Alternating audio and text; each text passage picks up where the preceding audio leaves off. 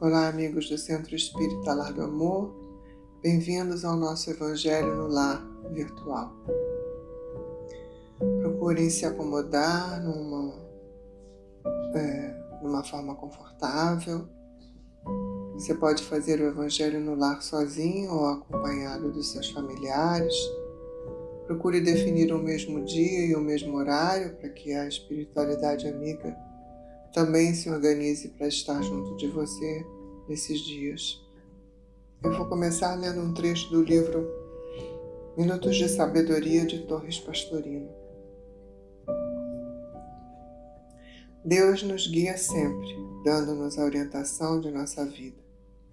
Mas precisamos ser receptivos para ouvir sua voz, sabendo-a interpretar através das circunstâncias que cercam nossa vida, levando-nos ao maior progresso espiritual de nosso ser. Procure meditar silenciosamente para ouvir a voz de Deus, que o guia sem jamais abandoná-lo. Senhor Jesus, nosso amigo, nosso irmão, a certeza de que nunca estamos só, de que nunca o Senhor nos abandona, nós nos pedimos na noite de hoje, ou na manhã, ou na tarde, dependendo do momento em que nos dispomos a nos encontrar com Jesus e com a espiritualidade amiga. Nós pedimos, nos guia, nos fortalece, nos orienta, Senhor, nas nossas questões terrenas. Nos concede a graça de um estudo proveitoso para a nossa elevação espiritual. Que assim seja. Hoje nós vamos ler o capítulo 7, Os Pobres de Espírito, o item O Orgulho e a Humildade, item 11. Que a paz do Senhor seja convosco, meus queridos amigos. Aqui venho para encorajar-vos a seguir o bom caminho. Aos pobres espíritos que habitaram outrora a terra, conferiu Deus a missão de vos esclarecer. Bendito seja Ele pela graça que nos concede a de podermos auxiliar o vosso aperfeiçoamento. Que o Espírito Santo me ilumine e ajude a tornar compreensível a minha palavra, outorgando-me o favor de pô-la ao alcance de todos. Ó vós encarnados, que vos achais em prova e buscais a luz, que a vontade de Deus venha em meu auxílio para fazê-la brilhar aos vossos olhos. A humildade é virtude muito esquecida entre vós.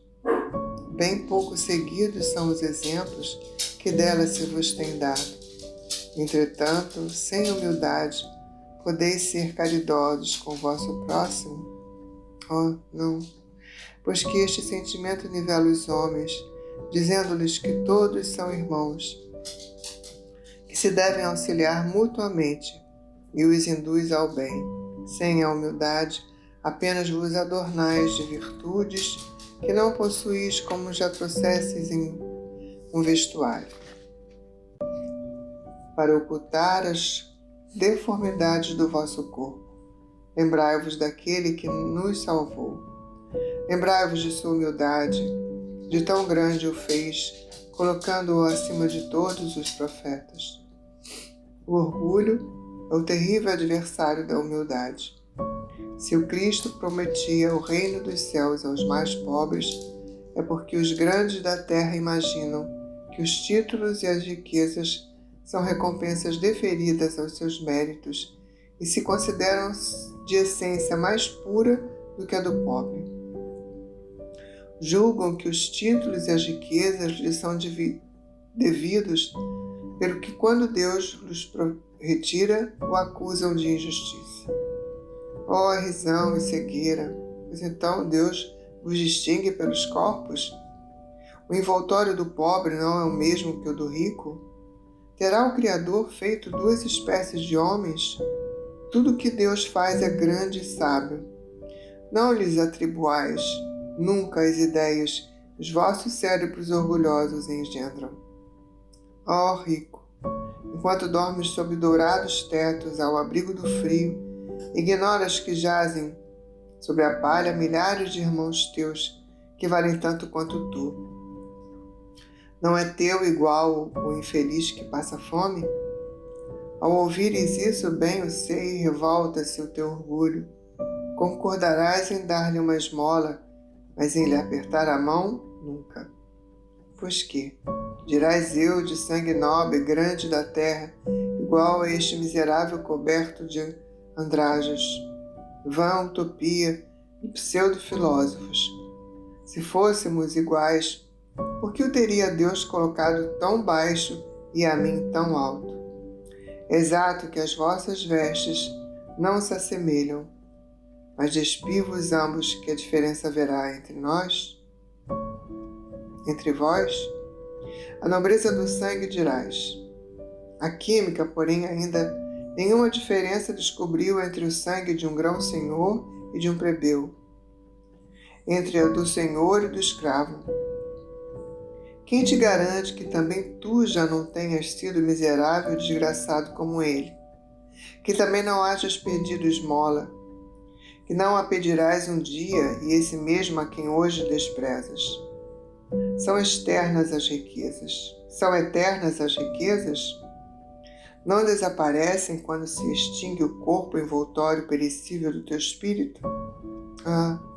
Lança sobre ti um pouco de humildade.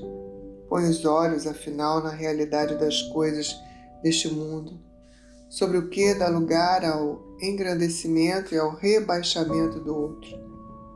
Lembra-te de que a morte não te poupará como nenhum homem, que os teus títulos não te preservarão do seu golpe, que ela te poderá ferir amanhã, hoje, a qualquer hora. Se te enterras no teu orgulho, quanto então te lamento, pois bem digno de compaixão serás. Orgulhosos, que eres antes de seres nobres e poderosos. Talvez estivesses abaixo do último dos vossos criados. Curvai, portanto, as vossas frontes altaneiras que Deus pode fazer, se abaixem, justo no momento em que mais as elevardes. Na balança divina, são iguais todos os homens. Só as virtudes os distinguem aos olhos de Deus. São da mesma essência todos os espíritos e formados de igual massa todos os corpos. Em nada os modificam os vossos títulos e os vossos nomes. Eles permanecerão no túmulo e de modo nenhum contribuirão para que gozeis da ventura dos eleitos. Estes, na caridade e na humildade, é que têm seus títulos de nobreza. Pobre criatura, és mãe, teus filhos sofrem, sentem frio, têm fome, e tu vais curvado ao peso da tua cruz humilhar-te para lhes conseguires um pedaço de pão. Inclino-me diante de ti. Quão nobremente santa és e quão grande aos meus olhos. Espera e ora. A felicidade ainda não é deste mundo. Aos pobres oprimidos que dele confiam, concede Deus o reino dos céus. E tu, donzela, pobre criança lançada ao trabalho, às privações, por que esses tristes pensamentos? Por que choras? Dirige a Deus, piedoso e sereno, teu olhar. Ele dá alimento aos passarinhos. Tem-lhe confiança. Ele não te abandonará. O ruído das festas, dos prazeres do mundo, faz bater-te o coração. Também desejaras adornar de flores os teus cabelos, misturar-te com os venturosos da terra. Dizes de ti para contigo que, como nessas mulheres que vês passar despreocupadas e risonhas, também poderias ser rica. Cala-te, criança. Se soubesses quantas lágrimas e dores inomináveis se ocultam sobre esses vestidos recamados, quantos soluços são abafados pelos sons dessa orquestra rumorosa, preferirias o teu humilde retiro e tua pobreza. Conserva-te pura aos olhos de Deus, que não queres que o teu anjo guardião para o seu veio volte, cobrindo o semblante com as suas brancas asas e deixando-te com os teus remorsos sem guia, sem amparo neste mundo, onde ficarias perdida a aguardar a punição no outro. Todos vós, que dos homens sofreis injustiças, sede indulgentes para as faltas dos vossos irmãos, ponderando que também vós não vos acheis isentos de culpa. É isso caridade, mas é igualmente humildade. Se sofreis pelas calúnias, abaixai a cabeça sob essa prova. Que vos importam as calúnias do mundo? Se é puro o vosso proceder, não pode Deus vô-las compensar? Suportar com coragem as humilhações dos homens é ser humilde e reconhecer que somente Deus é grande e poderoso. Oh, meu Deus, será preciso que o Cristo volte segunda vez à terra para ensinar aos homens as tuas leis que lhes ouvidam? Terá de novo que expulsar do templo os vendedores que conspurcam a tua casa que é unicamente de oração? E quem sabe, ó homens, se não regenereis como outrora, caso Deus vos concedesse essa graça. Chamar-lhe-eis blasfemador, porque abateria o orgulho dos modernos fariseus. É bem possível que o fizesseis perlustrar novamente o caminho de Gólgota. Quando Moisés subiu ao Monte Sinai para receber os mandamentos de Deus, o povo de Israel, entregue a si mesmo, abandonou o Deus verdadeiro. Homens e mulheres deram o ouro e as joias que possuíam para que se construísse um ídolo que entraram a adorar. Vós, outros homens civilizados, os imitais. O Cristo vos legou a sua doutrina, deu-vos o exemplo de todas as virtudes e tudo abandonastes, exemplos e preceitos. Concorrendo para isso com as nossas paixões, fizestes um Deus a vosso jeito, segundo uns, terrível e sanguinário, segundo outros, aliado dos interesses do mundo. O Deus que fabricastes é ainda o bezerro de ouro que cada um adapta aos seus gostos e às suas ideias. Despertai, meus irmãos, meus amigos, que a voz dos Espíritos ecoe nos vossos corações. Sede generosos e caridosos, sem ostentação, isto é, fazei o bem com uma humildade. Que cada um proceda pouco a pouco à demolição dos halteres de todos ergueram orgulho. Uma palavra, sede verdadeiros cristãos, tereis o reino da verdade. Não continueis a duvidar da bondade de Deus, quando dela vos dá Ele tantas provas. Vimos preparar os caminhos para que as profecias se cumpram. Quando o Senhor vos der uma manifestação mais retumbante da sua clemência, que o enviado celeste já vos encontre, formando uma grande família. Que os vossos corações mansos e humildes sejam dignos de ouvir a palavra divina que Ele vos vem trazer. Que o eleito somente se depare em seu caminho as palmas que aí tenhas deposto, volvendo ao bem, à caridade, à fraternidade. Então, o vosso mundo se tornará o paraíso terrestre. Mas se permanecerdes insensíveis à voz dos Espíritos enviados para depurar e renovar a vossa sociedade civilizada, rica de ciências, mas, no entanto, tão pobre de bons sentimentos, então não vos restará senão chorar e gemer pela vossa sorte. Mas não, assim não será. Voltai para Deus, vosso Pai, e todos nós, que houvermos contribuído para o cumprimento de sua vontade, entoaremos o cântico da ação de graças, agradecendo-lhe a inesgotável bondade e glorificando-o por todos os séculos dos séculos. Assim seja. Leucader, Constantina, 1863. Que mensagem linda! uma mensagem completa, objetiva. Vocês vejam só, de 1863, né? Esse espírito nos fala da bobagem, né? Da inutilidade, do orgulho, da vaidade. E para que orgulho? Orgulho de quê? Orgulho de bens materiais? Orgulho de vestes? Quando o próprio trecho diz, né? Que um rico, um milionário pode estar vestido, ele fala de um príncipe, né? Pode estar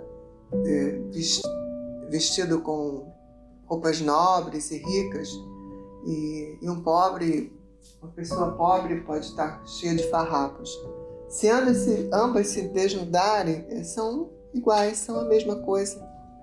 E são a mesma coisa não só aquele espírito encarnado, aquele corpo, aquela questão corpórea, né? São iguais perante Deus. Deus não faz diferença entre nós, né? Deus não nos diferencia em nada. E você diz assim, mas será que Deus não falta essas pessoas tão pobres, que estão passando fome, que estão sem ter um trabalho, sem ter o que comer?